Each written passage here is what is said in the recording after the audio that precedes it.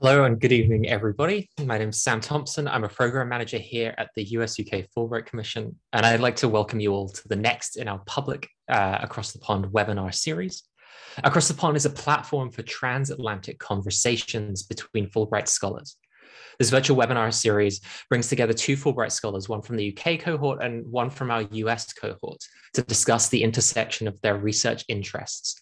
Our vision here at the Commission is a world in which there are no obstacles in learning, understanding, and collaboration. And this new series brings this to the fore.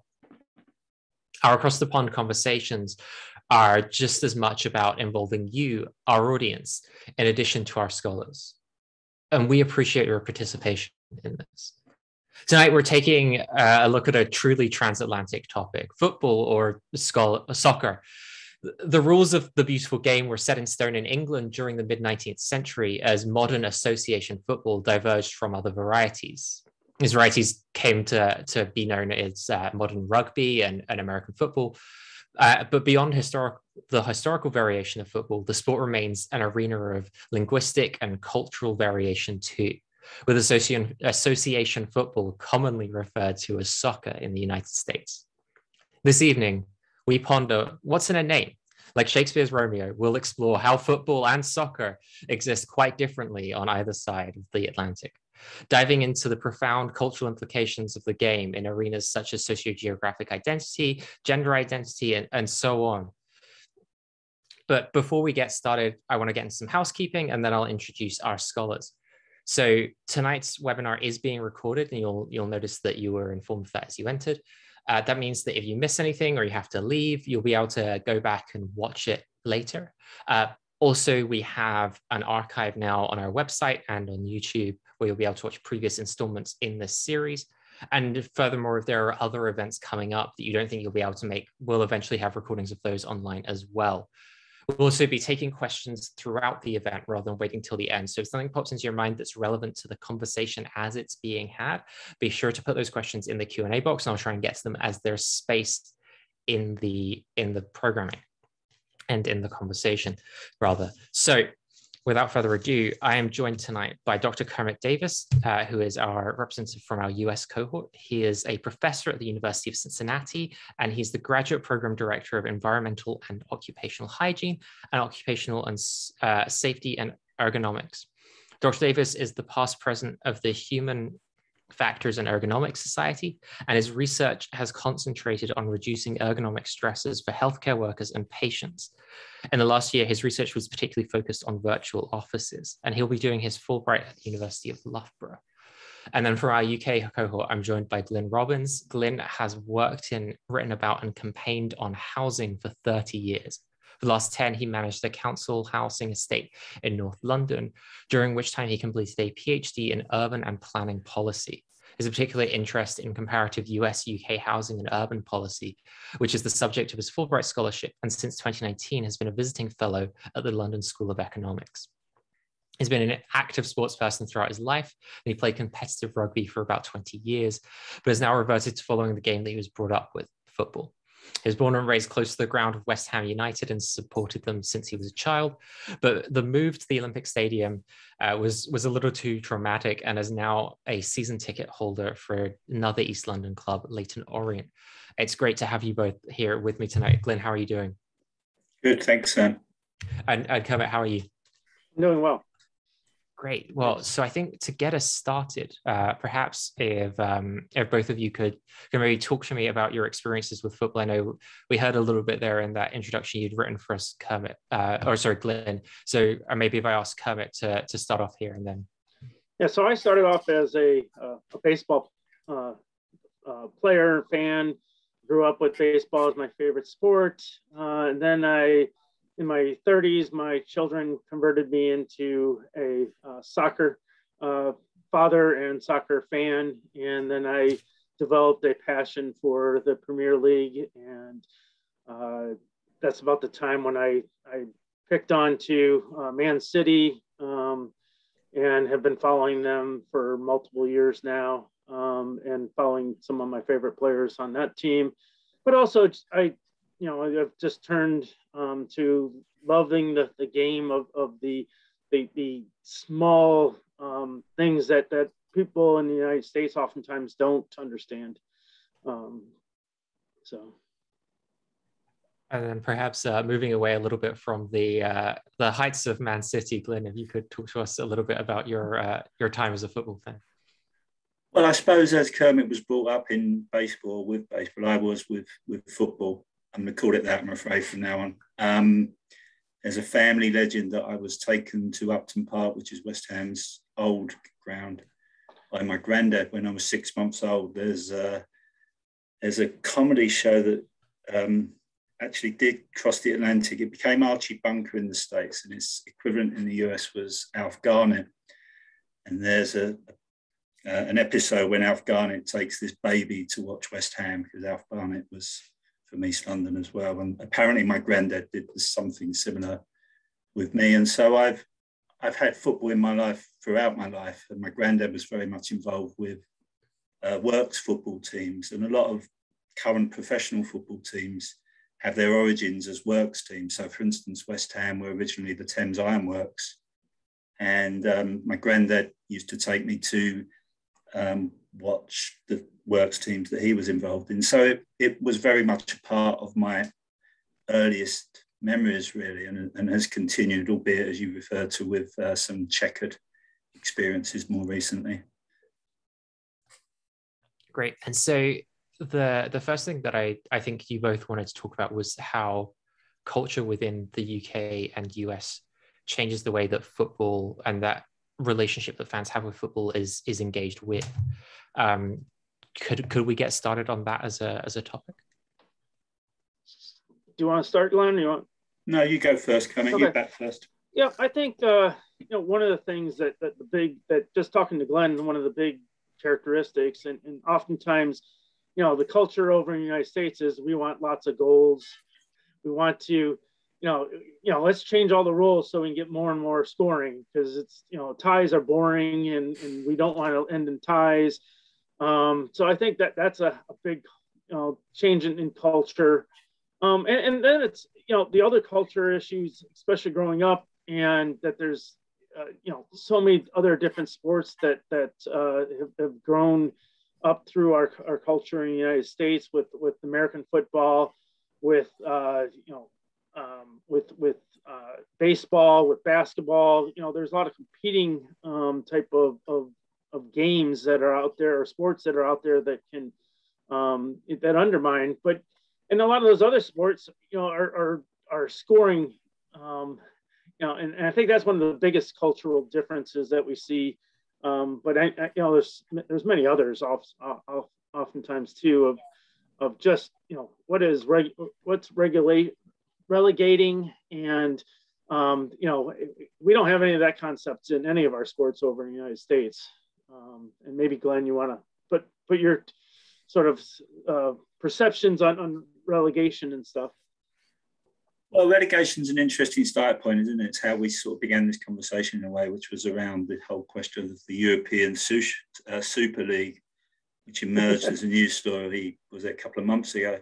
I think what you said at the start is interesting. I suppose looking at it from a very broad cultural perspective, and I think of America as being essentially an optimistic nation. And there's something about English, probably should say British football, that is kind of inherently pessimistic. And so we don't expect winning necessarily. Certainly anyone who's followed the England football team is familiar with that feeling. And West Ham, again, to go back to my original hometown team, have an anthem. And one of the lines in that is, our hopes, just like our dreams, our hopes fade and die. And so there is this kind of pessimism built in almost to football culture in the UK. And I suppose relegation is part of that, because the worst thing that can happen in a football supporter's experience in this country is for your team to do so badly in the course of the season that they end up being relegated into the lower division, the obverse of which, of course, is that other teams get promoted. And this was the thing that was completely misunderstood by the combination of American and Middle Eastern multi-million, probably billionaires actually, who were behind European Social League, I keep saying that, European Super League. And so I think, again, it did highlight a real cultural divide in some respects between what you've described as the more franchise-oriented American sports model and the perhaps more organic, rooted, geographically specific model that we've always had in the UK.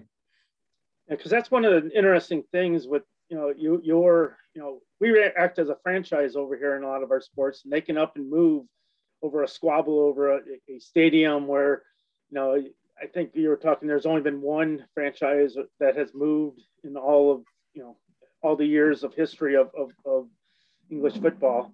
And over here, we have almost yearly, we have teams up and move just because they, it's driven, they're all driven by money and controlling of the money. But certainly, there's a buy-in, I think in the UK of this is our team, and no matter, we'll root for them for good and bad, and we have some of that in the culture in the United States, but it's not, they take it very personal, and I think they would, any type of uprooting would create mass riots probably in the UK, where over here you get some TV coverage, but it's not that big a deal a lot of times, it seems like.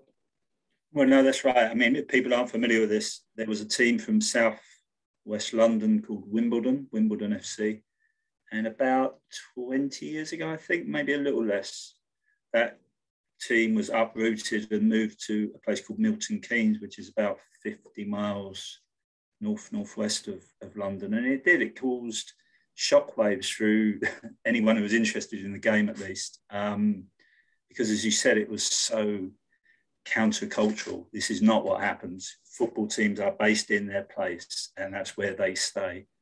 And it hasn't happened since.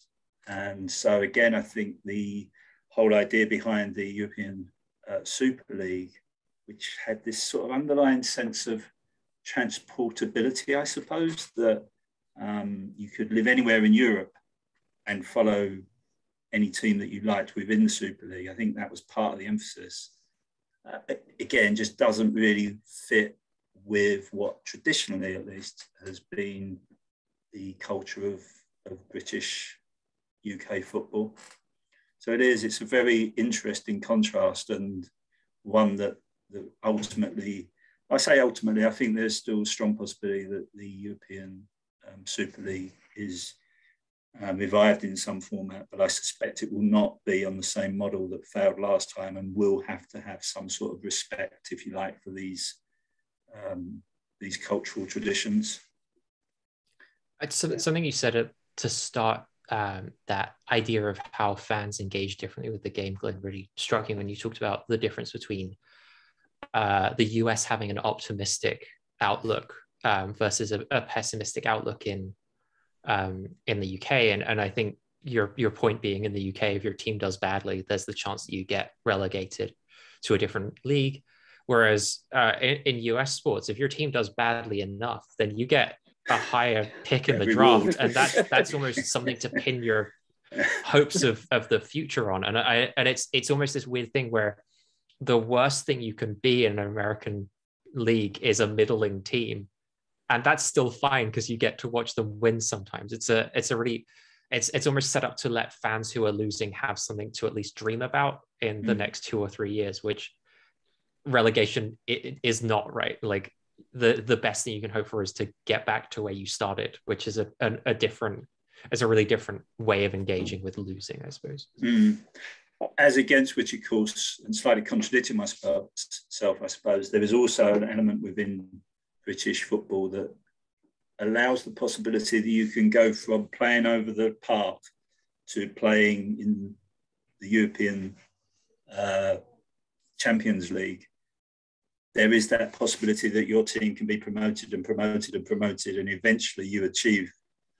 So it's somewhat nuanced, but and not only that, is the FA Cup's the perfect example from every year, right? Right. Small teams can play enough and have their great run in the FA Cup, and that's, we don't have anything like that really in the United States in any of our leagues that, the lower, I mean, I guess March Madness for basketball, college basketball is about the closest to that, where, a small team can come in and have their day in the sun and win and have this great feeling of accomplishment, the David and Goliath type of thing. Right. I think the other interesting thing with that is with the transfer windows, and oftentimes these lower teams get picked off their best players in that from the stronger ones, particularly when my understanding with relegation, when you're moving down, you got to oftentimes cut the budgets, so they end up losing some of their top ones to the upper teams, which is another interesting caveat to the structure that you have in English football. No, that's right. I mean, especially now when wages are consuming. I was just reading today actually that Barcelona FC are now over £1 billion in debt, and that's largely to do with the fact that the wage bill is enormous, significantly above their annual revenue. So if a team goes through hard times, the first thing that happens is, as you would put it, the roster gets cut, and all the most expensive players, the players who are on high wages, will be shipped out. And again, that can obviously create a sort of downward spiral. So if and this happens quite often, as much as you can go from the bottom to the top in the English-British football pyramid, you can also do the reverse and go from the top to the bottom. And again, it happens. And so, money comes into this. And we need to remember that as well as, and again, I suppose this is where the two nations increasingly overlap, is football is also a business. Mm-hmm. And people often say, well, it's a business unlike any other, where, normal business norms are out the window, but actually in the end, it is a business. And sometimes that is reflected on the pitch. And that, I suppose, crossover between American sports and English football has been seen even more in recent years. So the owner of the Red Sox, for instance, now owns Liverpool Football Club, and I'm sure there's other examples of American sports investors now owning English Premier League teams. And how does that investment from like big commercial sponsors and owners impact football as a both something that you engage with culturally, but also as a business, as a sports enterprise? What's that done to the sport? How has it changed? Well, I think Kermit, as a Man City supporter, is perfectly placed to comment on this, actually. But there's a kind of a grievous insult within fandom in Britain that you're trying to buy success. I mean, I think this is all somewhat fake, really, but that this idea that if you suddenly acquire a very wealthy owner, as Man City have done, as Chelsea have done, and as most clubs would like to do, then you have the potential to buy the best players and win the most games. And so again, I suppose it goes back to what I was saying earlier, this slightly contradictory mindset around British football, that we have this slightly romanticized notion of it.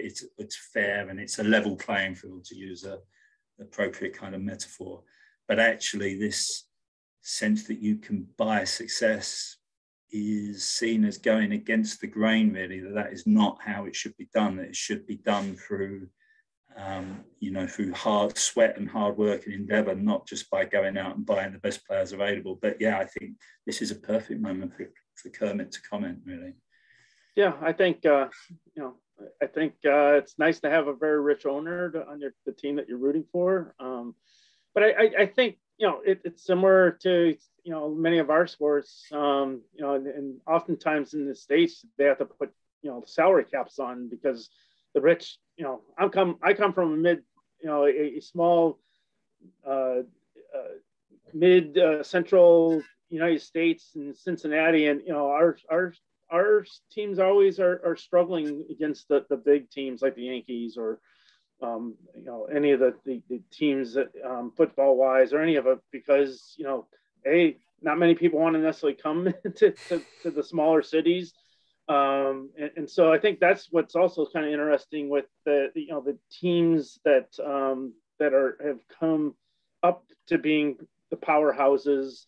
In the UK, it seems to me is some of them, even Leicester and some of them that have been able to put teams together, getting some of the top ones to come play for them has been kind of amazing in that, competing with the ones that are in Manchester or London that have the big cities.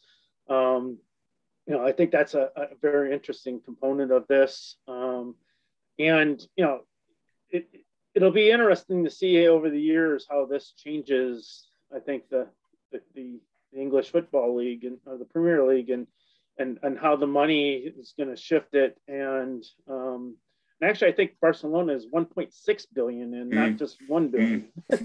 It's crazy to get to that far down in debt, and it's wow. And I think that could happen to many teams.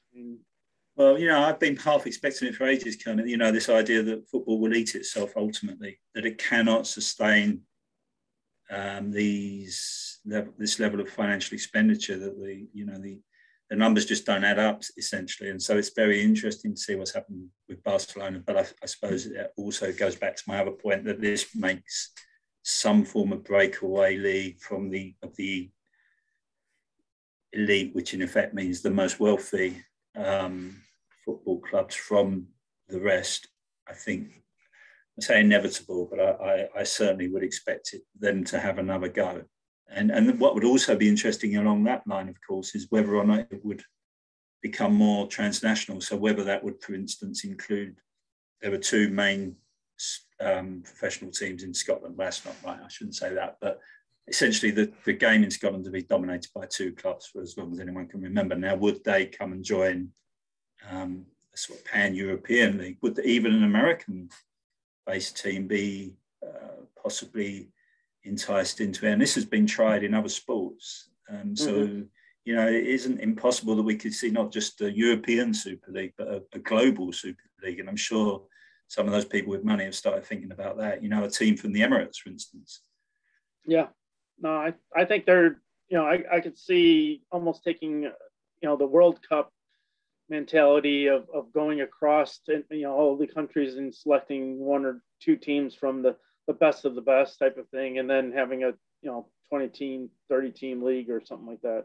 It's money seems to be certainly starting to correlate to one a small group of teams. That certainly seems the issue.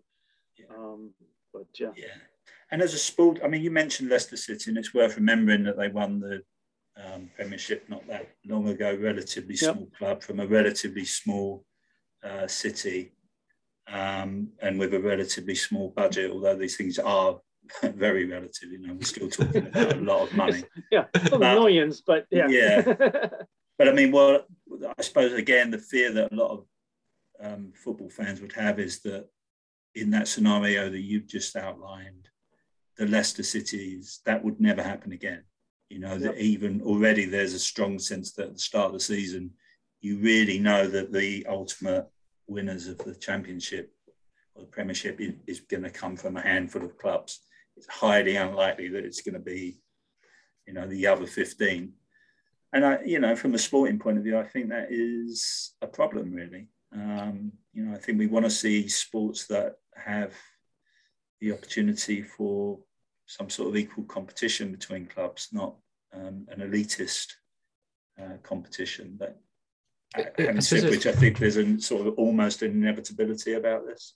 It also begs the question, hypothetically, if something like the European Super League or like an international Super League were to start, do you then diminish something like winning the Premiership because someone can turn around and say, well, you beat all of the teams in the Premiership, but you couldn't beat, like you didn't have the competition because all of the best players have now been bought by these teams that are in their own bubble, and it suddenly changes the whole dynamic of what winning a local, if you will, or domestic league means.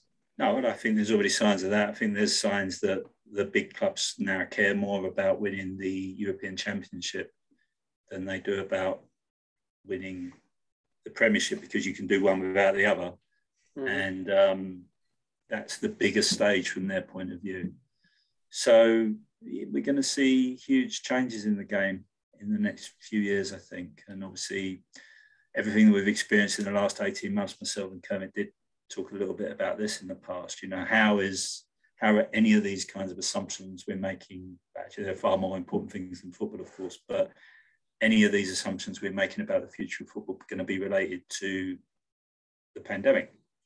And we're already seeing minor signs of it being impacted in terms of games being postponed and so forth, but there are actually much bigger implications, I think, from a societal point of view, as we struggle to get beyond where we currently are. So one, go ahead. Go ahead. I was going to say, one of the things that I was drawn to this weekend was, that the kneeling for Black Lives Matter continues to be widespread across the premier games. I mean, every single one of them. Now, we have a handful of people that have done, continued to protest, and they're even getting attacked. So, why do you continue to do this? Why, and all this type of thing. And I just find it amazing that, the leagues, the coaches, the referees all, start the games off with this unified message and continue to do it when others have we don't need it anymore. We've raised enough. And it's, but there's certainly, we know that what happened with the English footballers that missed the penalty kicks and in the Olympics and all that, and how it's has continued to be this underlying stressor that I think could also impact the teams in the Premier League. I mean, that goes to the wider question, doesn't it, of, I suppose, the place of football in society and how it can reflect if you like, the best and the worst. And although I was in the States at the time, you're right, in the aftermath of the European Championship, when England obviously went out on penalties, and it happened that the 3 players who missed the penalties were all black. And I gather there was a real upsurge of nasty racism, predominantly on social media. And I think that perhaps is the impetus to continue with the taking of the knee before games, because I think, what people found out in the aftermath of the European Championships was, that nasty undercurrent, which has always been there, certainly in my experience of watching and playing football, of racism. It hasn't gone away. I mean, it would be naive to think that it had, but I suppose where that also fits, and again, it's perhaps slightly contradictory, but, I suppose British football is kind of rough and ready in some ways, and not in any sense excusing the racism. But I think what football fans don't like is the idea of the game being sanitized, and that it becomes much more of a kind of packaged product in the way that some American sports can look. And I think, again, that would not sit well with a lot of British football supporters, predominantly male, but not exclusively. Yeah, I agree. And I think one of the things in the States, we see a lot of cross-national, we get a lot of Hispanics that are watching and rooting for teams. We had the Gold Cup here, similarly, where we had a lot, it was played on I believe in Vegas, I think, the championship against Mexico. And they had more Hispanic and Spanish speaking individuals that were in the stands than other individuals. So it was pretty loud for Mexico compared to the U.S. And there is a tremendous following that we have in our multi national population that we have across the United States. And that's something that I think is has a role in the United States' football programs. And so. No, I mean, as an outsider, I would see that as a healthy byproduct of football's popularity if it was able to be that. I mean, people do talk about this in somewhat cliche terms, but actually there is some justification for talking about football as a unifying social cultural experience. And so, yeah, again, as someone who is only a visitor, it could be quite a positive thing if, as it were, brought more into the mainstream via football, then that would be a good thing. And I think you even saw that with the English football team internationally, in that I'm pretty sure Gareth Southgate said something along the lines of wanting to put together a team that represented what he saw in English society, and that meant a young team of various different cities and ethnic backgrounds, and also of different community leaders. And I think that's part of what made the English run this year so special, is that a lot of people who felt disenfranchised from football had something they could see in the team, and that's a really important part of sports as a social force, I would imagine.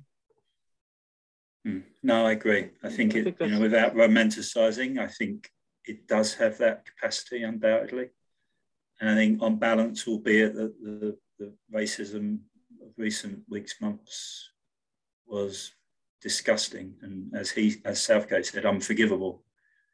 I think ultimately, although I haven't been at home for most of this, it sounds as though, if I could put it this way, the non-racist progressive forces have actually won. And that has been the prevailing sentiment rather than the racist ones.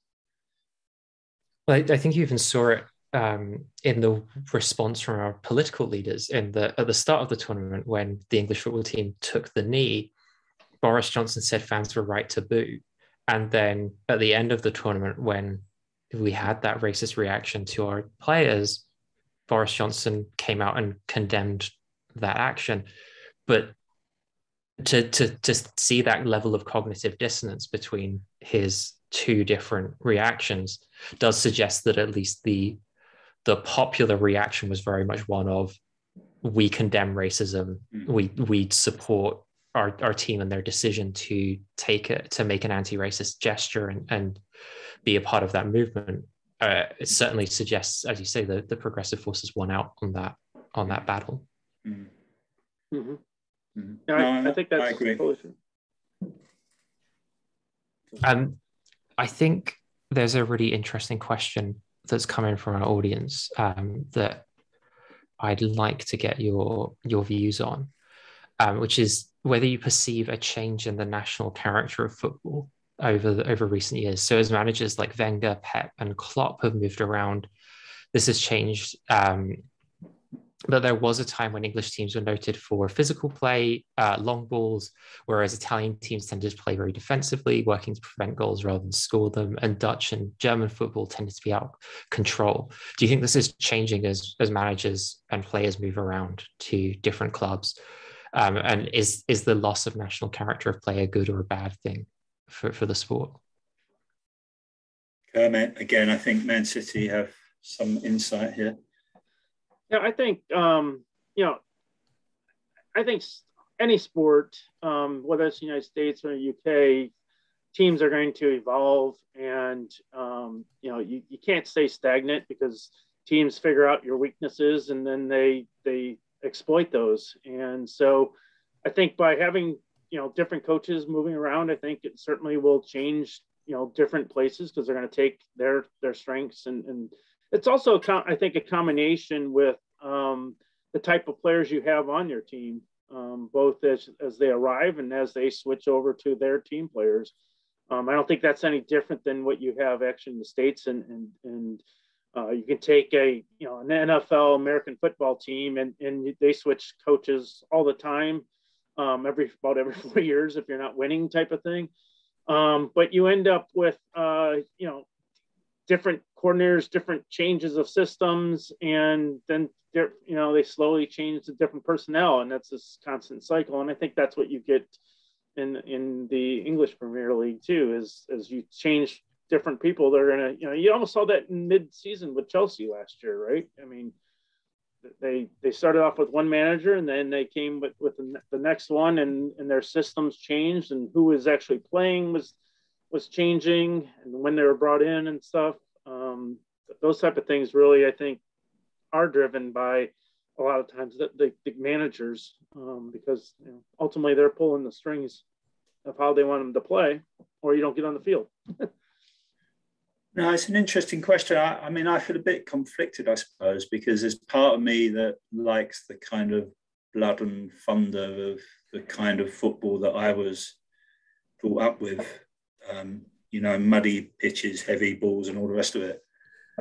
And so I suppose I sometimes feel a little alienated from this more, if you can put it this way, European model of football, but as against which, it's a better watch, and it's also less primitive and Neanderthal in its ethos. And I think, Klopp is a perfect example, but others as well, and Wenger and other managers who have come into the English game have brought, I don't know, a kind of enlightenment and a more humanitarian. Certainly Klopp, particularly, I think, I'm often impressed by how he talks about the game and that it is part of society, but it is not society. And I think, certainly as I was growing up, there was this real sense that, football was the be all and end all. It was the way that we defined ourselves, particularly if you came from a particular type of background. And a lot of the time that was not healthy. And so I think it's an interesting question, and I think in a way also fits in with what we were saying earlier about how this potentially all does prepare the ground for this much more transnational, transglobal game, albeit that something could be lost in that mix and that shift. Yeah, I think it's an interesting, a really interesting point, and as Kevin says, like sports just evolved naturally, and it's always a question of how much that international influence was even, it eventually there would be an English manager who watched enough international football and went, why not try this? Presumably, if we're thinking about it that way, but I do, as you say, as people move around, these ideas inevitably spread, and it lays the groundwork for a different form of football. Internationally, both our countries have been very successful in the women's game. And at least in America, I think that's been almost the calling card of US football, right? Is that you've got one of the most heralded women's football teams out there in terms of their success in major tournaments. And then again, the English football team, women's squad has been more successful, I would say, over the last 20 years or so than the men's squad, but hasn't had the same kind of reception, I think, at home. Is that something that you could see changing in coming years, or even in the US, beyond how we internationally perceive the US women's football team? Are they as celebrated at home as they are on the international stage? Well, to me, I think it's interesting because I think last year they started broadcasting some of the Premier Women's League in the States, so you could actually start seeing them.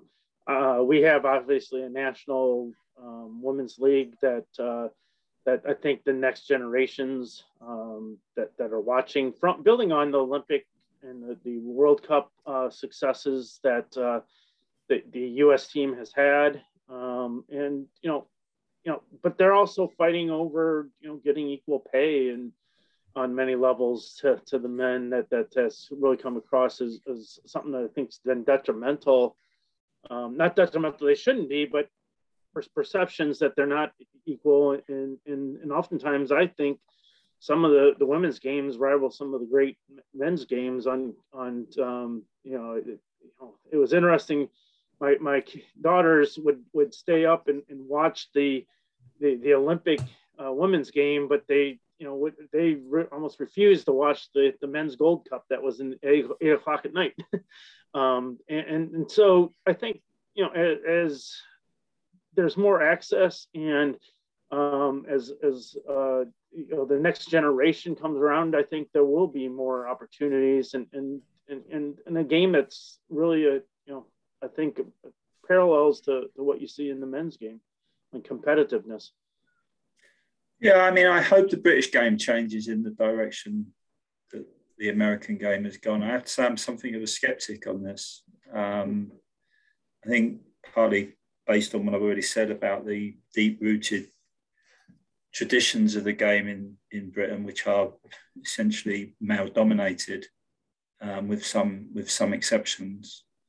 I feel that the British game has quite a long way to go, and albeit I agree there's been some greater awareness and interest in the women's game, I am doubtful, to be honest, about its potential to rival the men's game in terms of the amount of media and general public interest within the foreseeable future. I mean, I hope I'm wrong about that. Yeah, I wonder if they this whole what we were talking earlier with the shift of the the teams and many people getting turned off in England about the about the Super League, and if it end up teams would go into the Super League, if they would turn their their backs to the male one and turn their their focuses on the female leagues instead, that could be where one of the things that the changing culture could have happen, I wonder. No, again, I think that is a possibility. It has been said, we'll let the European Super League, whatever it's going to be called, let that happen. Let them go off and play their multi-billionaires game. And that will leave the rest of us, people who support the clubs that are closer to the grassroots and potentially the women's game as well, to enjoy, as Sam described it at the beginning, the beautiful game as it was intended to be enjoyed. So that, I think that is a possibility, that people will get disillusioned, that people will feel that this European or beyond model of global football isn't the one that they are interested in, and that their attention will focus more on a more authentic form of the game. But as I say, as of now, I'm not sure that's going to happen. But it could, and it would be good if it did. And even, we talked about this prior to today, but I don't think it's impossible that at some point, in the slightly longer term future, that the game could even be completely integrated, because there aren't very obvious reasons why men and women couldn't play competitively against each other as underage players do. And especially as the game becomes less and less a contact game, which it is becoming. So, yeah, again, I'm got slightly mixed feelings on this, but something is shifting. I think that is for sure. I agree. And I think that's one of the directions that I see the game potentially going in, as well as becoming a co-ed sport, even at professional level. I've spoken to family friends who see that as the future of the sport very much, and I wouldn't be surprised either way. I think at this point in time, certainly. We've heard a lot about sort of the British relationship with the game here, and your own relationship as an American with the game, but one of our members of the audience is really interested to know what your views on the British engagement with football culture is. So things like drinking and violence and hooliganism, and even fan chants that are pretty offensive to a certain degree. And as an American, where I think there is somewhat of a different fan relationship with sports, what's your view on that? And is there anything you think we could learn from American fans over here? Well, first off, I don't know if the British fans have any any lead on drinking. We oftentimes have hour-long tailgates before events. We have very expensive beers that typically are bought out in the in the stands throughout the games. So drinking is a universal universal thing that happens with fans. So I don't think there's a big difference there. I have always been puzzled by the hooligan type of mentality of rioting and fighting with the other fans. The one game that I've gone to in the UK, a football game, was Fulham and Wolverhampton, and this was right at the end. This was pre-COVID, so it was right at the last game of the season. It was the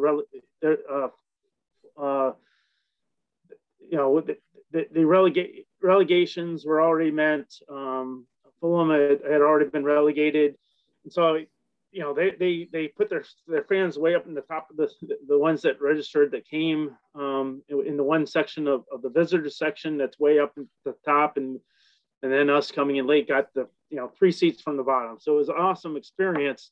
But I was amazed at the chants that were actually being sent towards to the visiting one, and not only the chants, but the chants and the hand signals that the mothers were doing with their kids. I saw 10-year-olds, 12-year-old kids doing the same ones that I was just like, oh my gosh, is that really what they're telling me doing? And it was very. It was unbelievable. I thought that they had taught their kids to do this at that age, but they had done it. And every goal they turned over and looked at the stands where the visitors were and made this chant, and so that was kind of a very interesting cultural thing that you don't necessarily see in the United States. But there are times that there are really unruly fans. We tend to direct things more towards the referees than visiting players or something like that. But when rivalries do come together, I do think that's the one place where a lot of the chants and that you get from in the States for different sports. I know many of the football teams, the soccer teams in the States have adopted the chants throughout they have an area for the rowdy fans that want to cheer and develop the chants throughout the game and stuff. So I haven't really seen if the the hand signals and the derogatory type of chants are there, but I'm sure we're not far behind on that part of it. But it is interesting on the hooligan side of things to get into a point that you're going to go to a game and you're there almost to rile it up to a point that you're fist fighting between the people, and maybe that we don't see a lot of that in the States for sure, especially broad multiple people going at it versus a fight will break out once in a while, but security is usually right there to break it up and before it rivals over anything to something bigger. So that's what I would say on that. I guess I think I covered all the aspects of that, but drinking I don't think is a a unique aspect of the football arena. I think all fans tend to go that direction. I mean, I think it is one of those areas where anyone who's been, as I was, quite a serious football supporter for a certain period of history feels quite uncomfortable. I certainly, I think back to the 70s and 80s when I was going to West Ham quite regularly in my youth.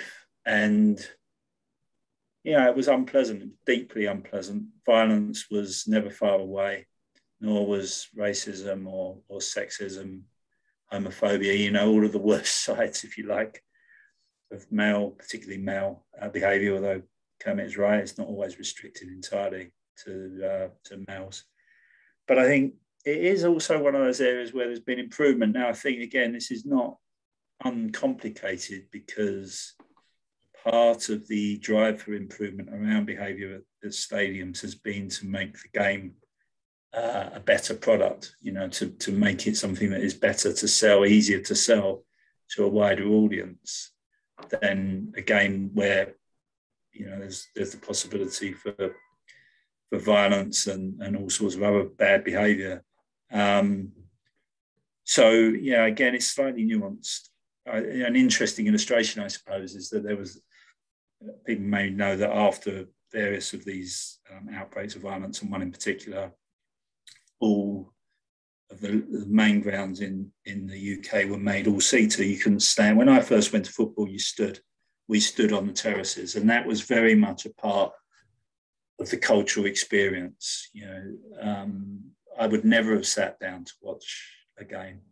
But there are a lot of fans who feel now that being compelled to sit has taken away some of the atmosphere. Atmosphere, that word, atmosphere, has a key place in British football fan mentality. You talk about different grounds, you say, oh, they've got a really great atmosphere, but they've not got such a good one there, and what are the dynamics of that? And, some of that stuff around atmosphere actually relates to propensity for violence as well, or at least violent language. So, again, I'm not excusing any of the bad behaviour, but at the same time, I'm also aware that some people do talk about football chants, for instance, and I think there's some justification as this incredible spontaneous form of art. And I've stood in the crowd, and you can't actually see where this chanting starts. I've always wondered, after a lifetime of watching football, who starts these chants, who writes them, how are they created? They have this kind of magical flourishing. Now, some of them are just banal and abusive and disgusting. Mm-hmm. Others of them are incredibly creative, can be quite comic and quite sharp politically. And some of the Liverpool chants, particularly around Mo Salah, the Muslim player, who has been celebrated not just as a great footballer, which he is, but as a Muslim. And for that to happen in the context of Islamophobia in the UK and beyond, again, I think you need to give credit to football where it's due, or to football fans where it's due, and it isn't one-dimensional. I think in terms of chants as like a spontaneous form of art and collective art as well, if that's something anyone watching is interested in, I don't know if either of you are aware of this as well, but I'd really recommend checking out Japanese and Korean baseball fan culture, in that they will have chants or songs for every member of their home team's lineup that they've come up for, that they will sing or chant when they come up to the plate. And it's such a like expressive form of support for your team, and individualized to each player, that is again like something very different, I think, even to the way that especially to the way that American sports cheering works, but even I guess to English football, where we tend to have one or two. They'll have one for every player on the squad, which is quite the thing. To get to some more questions from our audience, I think this is a really interesting one, which is, in the US, we've got various different sports that all maybe more popular than each other in different regions, but on the whole tend to have a fairly even market share when you look at the nation as a whole. Whereas in the UK, football, at least in England, is the dominant force when it comes to sport as entertainment and as exercise. Like most people, if they play a sport, it will be football. Do you see any other sports in England or the wider UK having the potential to rival football in the British consciousness in the near future? No. He said, because it has been tried. I mean, there are exceptions. Rugby union, which is my old game, very strong in certain parts of the United especially Kingdom. In Wales. In Wales, but in other parts as well, in the southwest, Gloucester. I mean, predominantly around the Welsh borders, but in Wales, South Wales especially, rugby would be the preeminent game, not football. But, there have been attempts to introduce American football gridiron into the UK. There's been an attempt to promote rugby league, which is a variant of rugby union beyond the north of the UK, where its heartland is. And various other efforts have been made. Baseball, we were talking about, there was a time when baseball was being promoted in UK as a game that could rival football, but it just hasn't happened, and I honestly don't think it will happen. I think football is so ingrained in the British working class mentality, and it isn't even just, I mean, that's another interesting thing that shifted actually in my time of watching the game and being involved in it, is how it's gone from being what was almost universal and entirely a game of the working class to a game that's far more broadly based socially. And so I think, I do not see football being rivaled, in this or possibly the next century in Britain. Yeah. I think I could actually see it building more in the States. Football, I think baseball is being hurt for multiple things. It takes a long time to play a game, 3 hours to keep attention, as the younger generation has less attention span. I think that game is going to continue with a lot of times don't have the appreciation of a low scoring game there. They want to see hits. They don't want to see just people going up there striking out and taking a seat.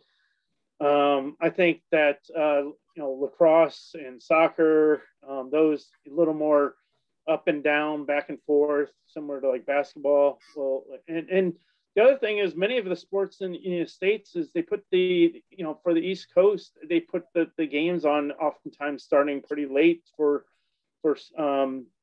kids to watch, and they're not seeing the games at night that they used to when it was my generation, where the games would always start at 7:30 at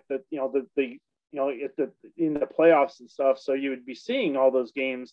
Now they're oftentimes start at 9 o'clock at night and finishing well beyond midnight and in many parts of the United States. And that's going to have major impact down the road of people buying into this. I think the Saturday afternoon watching soccer or football, or I think in the future, I think lacrosse, as more people are starting to play that, could rival these other sports. But certainly the American football still is one of the biggest dominant ones. Do you think there's a risk of American football losing its market share in the US as more parents pull their kids out of youth football because of the head injury stuff that's been coming out over the last decade? Yeah, I thought that for a while, but now they seem to be reverting back to a lot of them going back to football, just not having the contact earlier in their lives. There seems to be a shift back towards that. I thought, 4 or 5 years ago that the concussions were going to be the downfall, and that was going to make them close up shop and not have people, but they continue to be as popular and as, there's something to be that sort of what Glenn was saying about football being contact and being rough and tumbly in the old days. There's still something about, these men and boys wanting to go out and hit somebody. And so they're doing that as readily, there are a lot of concussions even in soccer and football, as we're learning more and more about them. It's going to be interesting. One of the things that they're talking about changing is the throw-ins to go and kick and stuff, because of the change and taking one player off, so you're actually down a man when you're throwing in, because you don't have the other team's got additional players out there. But I also think kicking the ball longer distances can open the field up, with some of the talent of these people that can trap them, a flying ball coming across. I think one of the greatest things I see in the, in watching football is seeing a player across the pitch trap a ball that's flying into them with their foot with no bounce away. I mean, it's just amazing to see that happen and then do another cross. And if you're going to start doing that with, if you're throw-ins, you can open that field up so much more if you're going to be kicking them in from that side. Which I think would be a positive than the throw-ins typically what happens now. But I don't know how, Glenn, you feel on that particular change that's been proposed. Well, this is news to me, Kermit, and I'm having a bit of a moment of crisis with you telling me about it, because my instinct, I suppose this tells you something about the fan mentality in British football of, no, don't change. we're not changing the rules. The game is the game, and you throw it in when it comes off the pitch, and that's how it should be and always be. But of course, that's not right. And you should have an open mind to the idea of that kind of change, much as it goes against the grain. And I suppose the health stuff does also come into this in one way, because as you were saying, you know, there has been greater concern lately, particularly around the question of heading the ball, and players of the past who have become ill and indeed died. And there's a suggestion that there's an association between head injury and Alzheimer's and dementia and so on. So, you know, I think all of these questions are there to be discussed. But yeah, I'm not happy with the idea of just trying to think that through. And no, I don't think you can't. Some things are sacred, right? And I don't think we can just abandon the rules of the game to suit entertainment, I suppose. And again, it is entertainment, of course it is, but it's also about playing a game. And to some extent, that is for the players. It's not for the spectators. The players, and most players play with no spectators or very few. You know, it needs to be also about play. Mm-hmm. And if we're going to tinker with the rules in order to make it a better product for television, then yeah, I might have a problem with that. Actually, this one, I actually thought it was one of the you know, the logic was that you actually have to take a player off the field to throw it in. And if you're on a kick, if you're kicking it, that changes the dynamic of it a lot more to make it not a punishable for having the ball go out on the opposite team, but actually opens it up and gives it sort of a reward to that. So, but you know, I think you know you do have to look at the evolution. I've had a bad enough time with VAR. I don't want more interference with the spontaneity and flow of the game. But I'll think about it. But my immediate instinctive reaction to that is no. Yeah, my guess is what'll happen. It'll happen at the lower leagues first to try it out and see what it is. But that was at least one of the better ones I've seen. You know, some of the other stuff they were talking about changing. This was at FIFA level. Was, you know, reducing the time to 30-minute halves, which I think that's insane and crazy, even worse. You know, that one was at least, you know, one that made sense in the sense of, you know, opening up the game a little bit, but also more importantly that you're not having to take a player off the field to throw it in type of thing. But and as long as you could quickly make the kick, you know, like they do on you know, and you don't have to wait and pace things off and stuff like that, I think I would be that it might not be as bad as what you're thinking. But well, I can see the traditionalists not wanting to change it. That's for sure. That's me.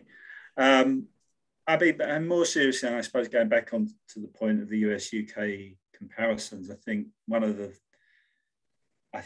the underlying issues around the way football is manufactured for a TV audience is that it doesn't naturally have pauses within the game during which advertising can be screened.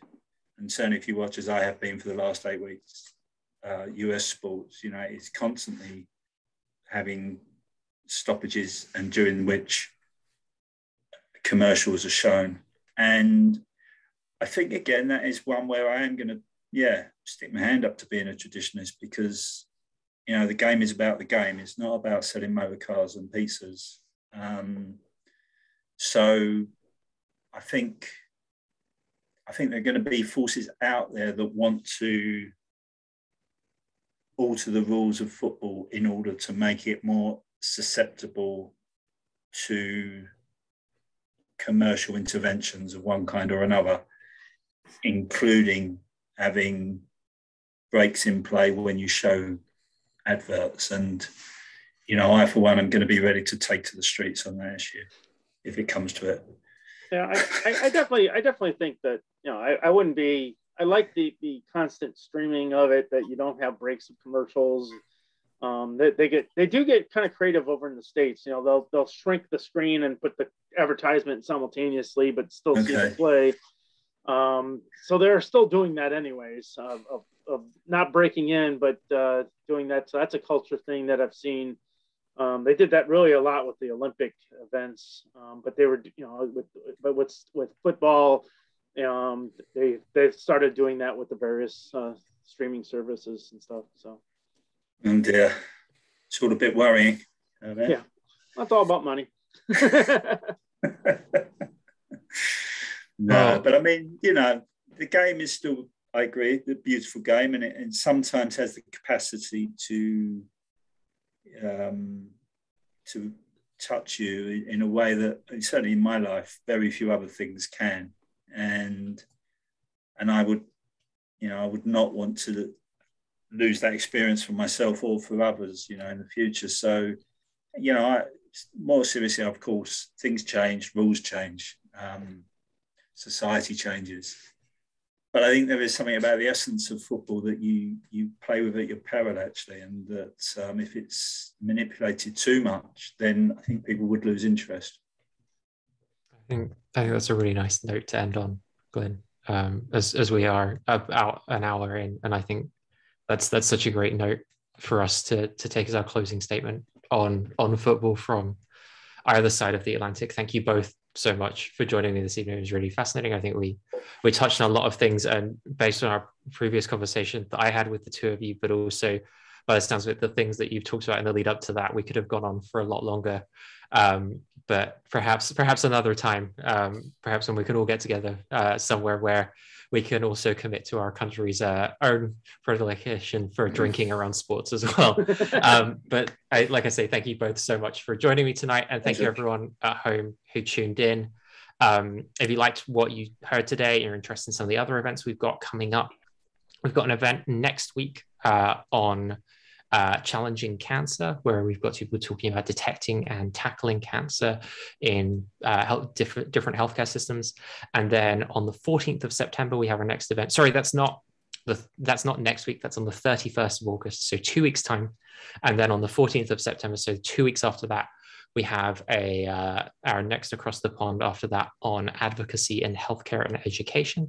So if you're interested in joining us for either of those, you are more than welcome to do so. You can go and find the information for that on our website or on our various social media channels. You can find us on Facebook, and on Twitter, we are at US UK Fulbright. And as ever, I hope you have a great week, that you have a great evening, and hope to see any of you next time. Bye. Bye.